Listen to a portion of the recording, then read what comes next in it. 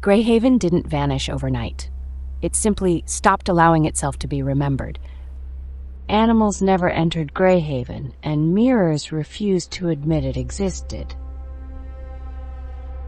The bells rang for only one reason, not for time, not for prayer, only for death. The moment Lena crossed the line, the town pushed back, as if weighing her worth. You smell like the forest, and the forest is hungry. Never answer if the forest calls your name. Keep walking, don't look back. Funerals were meant to be warm with memory. This one felt refrigerated, like the town was preserving a lie rather than burying a woman. The pastor spoke of kindness, of duty, of a woman who lived quietly, but he never said her name, not once, as if naming her would wake something that refused to sleep. They tried to bury Maria. The ground would not cooperate, as if the earth itself refused to take part in what Greyhaven was pretending this was. The wind waited for her, not the coffin, not the prayers, only Lena, as though the town had been holding its breath for her to move.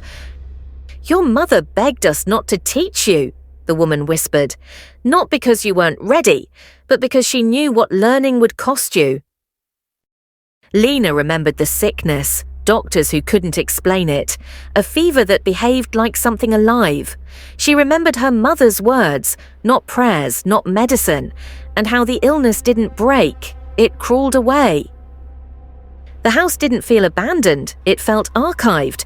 Every wall held a record, not of madness, but of something measured, practiced, and repeated with care. They weren't scratches made in panic. They were notes, measurements, a language carved quietly over years. Whatever Maria was doing here, she was doing it deliberately. Every full moon was marked, crossed out, denied, as if Maria wasn't tracking time, but refusing it, holding something back month after month without ever missing a single one. The photos didn't age her. Time moved around Maria, but never through her. And for the first time, Lena understood. This wasn't inheritance, it was protection. I chose love over the coven, and that choice doomed me. They do not forgive abandonment, they only wait. I stayed so you could leave, I endured so you could remain unseen. You were born during a binding storm. The forest marked you first. I did not hide magic from you out of fear. I hid you from the coven, because loving you meant standing between you and everything that wanted to claim you. Sleep used to soften the world, but in Greyhaven it stripped things bare.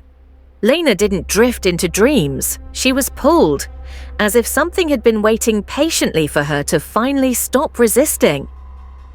These were not stories, not lessons meant to frighten children. They were events. Greyhaven had burned its witches carefully, methodically, and then buried the memory as if fire could erase guilt. Then Lena saw her mother. Younger, alive in a way grief had hidden. Maria wasn't being punished. She was offering something, bleeding into the soil to seal a bargain that only desperation makes. The forest didn't recoil, it received. Not like a monster, but like an old force that understands payment. Maria knew what she was doing, and exactly what it would cost her.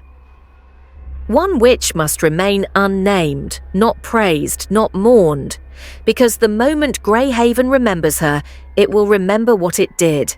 And towns that remember their crimes always look for someone new to punish. When Lena woke, the dream did not fade. It stayed. Under her nails, in her lungs.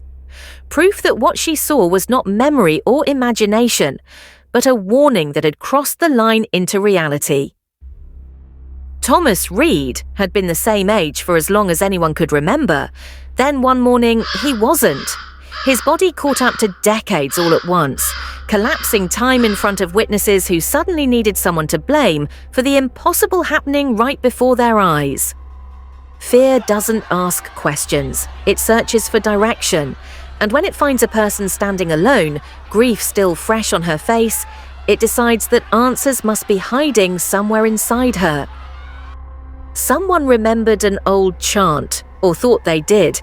They said the words badly, out of order, out of fear, out of ignorance. And that was worse than silence, because wrong words still wake things that don't care about intention. Iron was never symbolic. It was practical, passed down like a tool that solved problems. The woman didn't look possessed, just convinced that hurting Lena would make the fear stop. The ground moved before Lena did, not violently, deliberately, as if the town itself was deciding how far this moment should go and who it was willing to let fall. Lena didn't reach for power. She didn't shape it or summon it. She screamed one word, not as a spell, but as an order, and the world listened. That's when she understood. She hadn't cast magic. She had commanded it. The town remains frozen. Lena breathes, and Greyhaven waits to see what she'll say next. The forest didn't speak in riddles anymore. It had waited long enough. What Lena was about to hear wasn't myth or warning. It was history, carefully carried forward until the right person finally stood here to receive it. Maria was not ordinary among us. She was chosen to become High Binder, the one who carried balance, who held the forest and the town together. It was not an honor.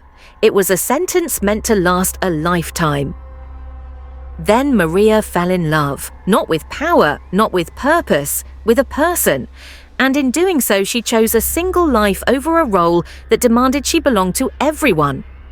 The coven did not kill her. That would have been mercy. They allowed her to live, but only if she carried the burden alone. And worse still, if her child inherited it unknowingly. A sentence passed forward, disguised as protection. Maria did not die by accident. She bound her death to time itself. A spell designed to slow collapse, not stop it. Her passing was never meant to end anything. It was meant to hold the world together until you returned. Maria's death was a signal, a message sent forward through time. It meant the delay was over, that the burden had arrived where it always belonged. This was never about what your mother did wrong. It was about how long she succeeded in keeping you free. The coven didn't come with fire or force. They sent something quieter, something designed not to kill her, but to make her doubt whether she deserved to survive what she was becoming. The hunter didn't chant, she didn't threaten, she only watched, because her weapon wasn't magic, it was reflection. And reflection, used correctly, cuts deeper than any spell. Lena didn't see strangers, she saw possibilities. Versions of herself shaped by fear, by power without restraint, by towns that burned because she didn't stop them or chose not to. For a moment, Lena believed it, because the most dangerous lies don't invent monsters. They exaggerate truths, and power without guidance had destroyed enough already to make doubt feel reasonable.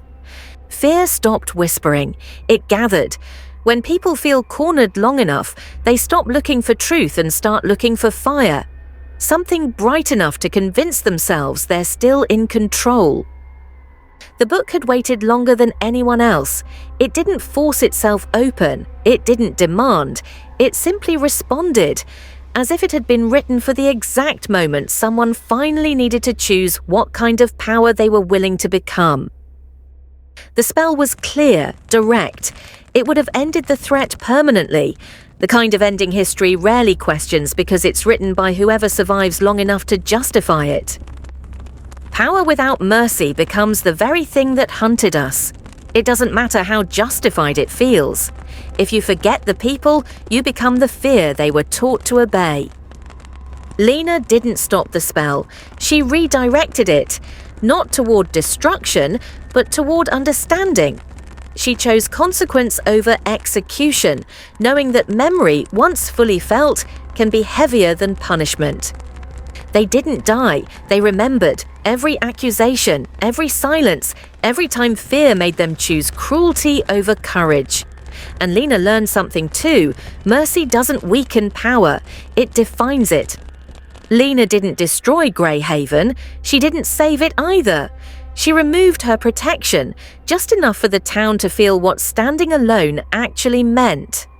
Mercy, she understood now, doesn't mean shielding people from the consequences of who they choose to be. Without a single enemy to point at, Greyhaven split apart. Some ran because fear needs distance, some knelt because guilt seeks forgiveness. And some stayed standing, mistaking survival for loyalty, hoping power might choose them next. Era had never knelt, not to covens, not to binders, not to the forest itself, but this moment demanded something new. Recognition not of power, but of exception. You are not the undisclosed witch. You were never hidden. You were delayed. You are the first unbound one, untouched by coven law, unanswered to the forest chains, carrying choice where obedience was once the only language. Then the forest spoke her true name, not aloud, but directly into the place where identity lives, a name no witch had ever survived carrying, because it wasn't meant to command power, but to outgrow it. Lena's story didn't end in Greyhaven. It echoed, because unbound power doesn't stay singular. It awakens others, quietly, unpredictably, wherever fear, memory, and inheritance collide. And somewhere else, another child had just been marked,